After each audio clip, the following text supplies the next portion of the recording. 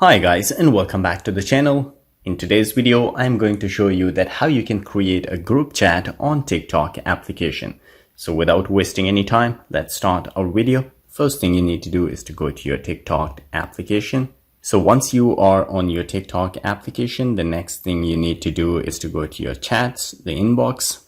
So once you are at your inbox, you will see the option at the top left corner of your screen. So you need to tap on this one, and from here you can actually create a group chat. So how are you going to do it? You need to select the people or your followers, which is your friends as well. You need to select them. Suppose I will just select random people for the sake of the video. So once you select people, you can just tap on to remove them and select another one. So once you're done with the selection, the next thing you need to do is to tap on start group chat.